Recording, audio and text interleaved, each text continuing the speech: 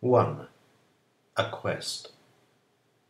At times, looking into the future for an idea of what education can become seems to be a quest equal to that for the Holy Grail. With the difference, of course, that we are not just looking for, but also trying to make things happen. We are tempted to assign the same metaphor, that of a quest, to the process of actively searching for learning. This is how we are beginning to see the future of education. People who are looking to discover what they want. People who stray away from the trodden path. People who learn from talking to those who have been along roads before. People who learn from experience. People who learn about themselves. Is that too adventurous a metaphor for the future of education? Do we really think that learning to live in the world is a question of setting out on a quest alone? We are not talking about tomorrow or the day after tomorrow, but about a real future and about the realization of potential of young people who have a wealth of knowledge and opportunity of which they can and should take advantage. 2. The real and the ideal. Though there are real advantages in being one among a class of learners, we believe that there should be more focus on youngsters of quite an early age, approximately 14, to be put individually in decision-making situations, where to look for information, who to turn to for help, how to create useful contacts. This is not what we have at the moment. However, seeing young people today become more and more expert in creating and joining online communities, we are convinced that the so far unrecognized methods and processes of social learning should be consciously extended to what is still considered formal learning. Learning communities will in no way be abolished, but will multiply as individuals in their search for meaningful knowledge and relationships establish a potentially endless network of connections. Learning opportunities and resources can be better tailored to the individual, yet this, in the last analysis, is a part of the process that we are describing, where the individual participates in identifying and collaborating in potentially beneficial situations, rather than choosing from pre-selected learning packages. Now more than ever before, we have the means to make substantial changes for a large number of young people in a learning environment. Coming into adolescence, they need to be guided through modular-based learning activities in order that they and their mentors be able, in a couple of years, to form an idea of which skills and knowledge pose few problems as regards ongoing development, and which others require more attention to be fully functional. Realism tells us that it is counterproductive to have all learners go through every step of each learning path, when some can achieve the required skills before others. The construction of a solid base for future learning differs from one person to another.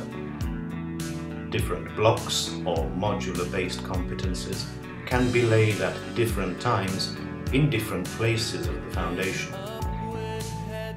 When we are able to recognize the true acquisition of fundamental learning skills, as well as disciplinary knowledge, we should be ready to take into account what has already been learnt, and in the final phase of secondary education, give credits for previous learning so that progress can be speeded up and diversified.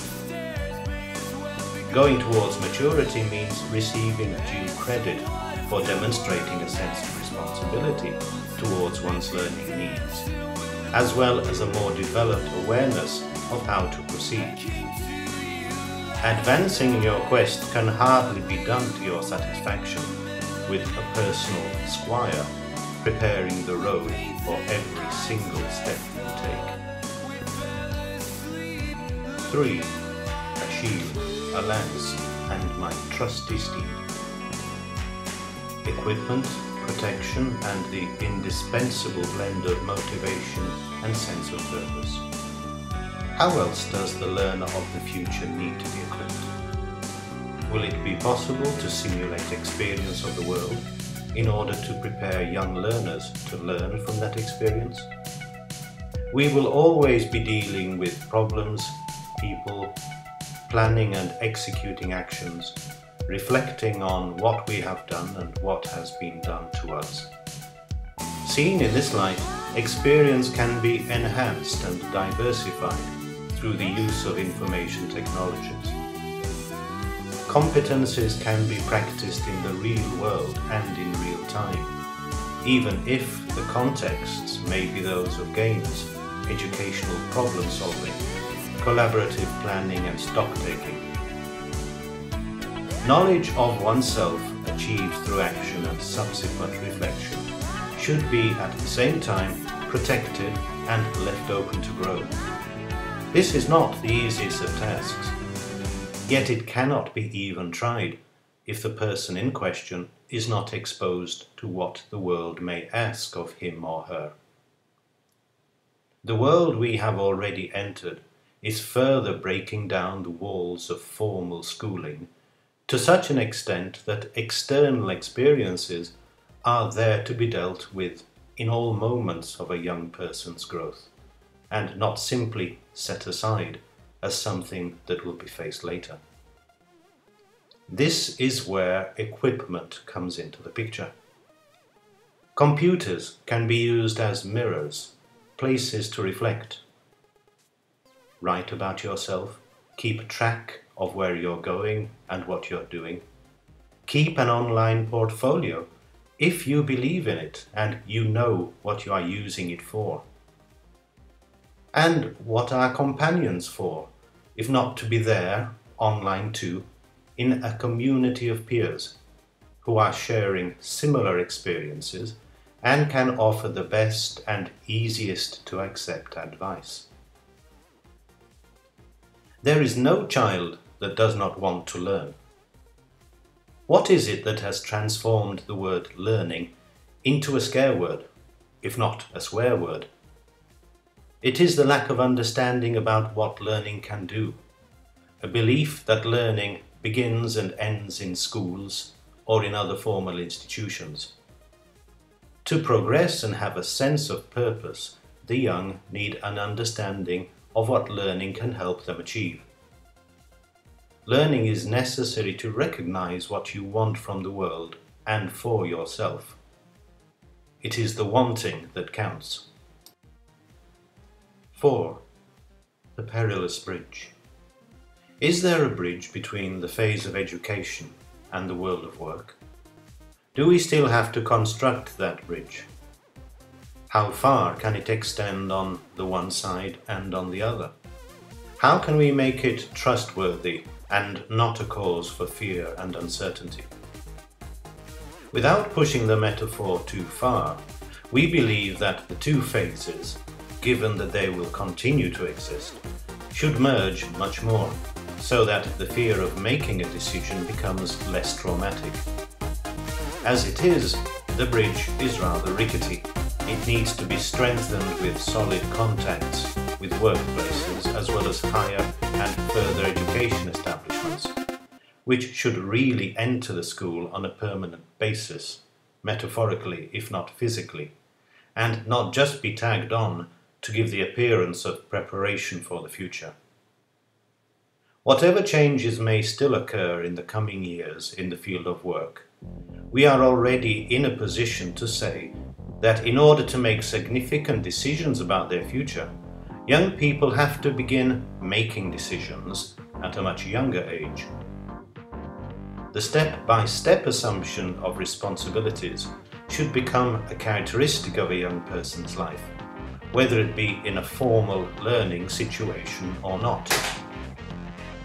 Situations demanding choices must be faced. Start earlier to get to know the world. Look towards the future. Set yourself objectives. Accept assistance and advice. Learn to accept but understand setbacks. These are all part of that bridge. 5. Training Merlin and the King. There is place for teachers and school leaders in the ideal. Those may not, however, always remain the names by which we recognize them.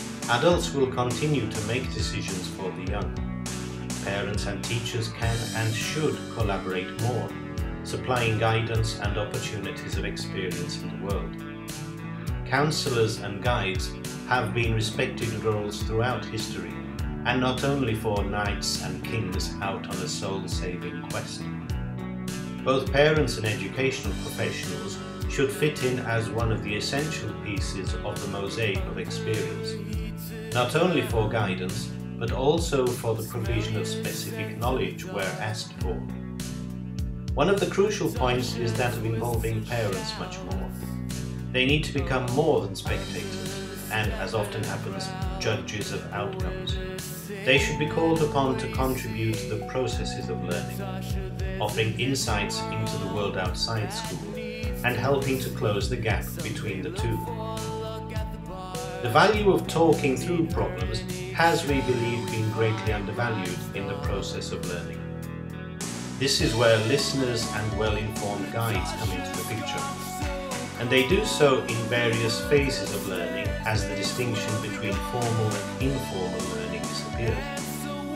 As this distinction dies out, it is also possible that the role of a guide for formal instruction will also die out, giving way to professionals who can really assist in the delicate passage from youth to adulthood, from learning about life to learning how to live. We need to talk about those who will make decisions regarding education. A modern-day enlightened monarch might be a good option. Enlightened is the key word, as is far-sighted. How difficult will it be for one brought up in one educational setting to pave the way for a revolution? Needless to say, it is not simply a question of technologies. Providing means is not the same thing as empowering action.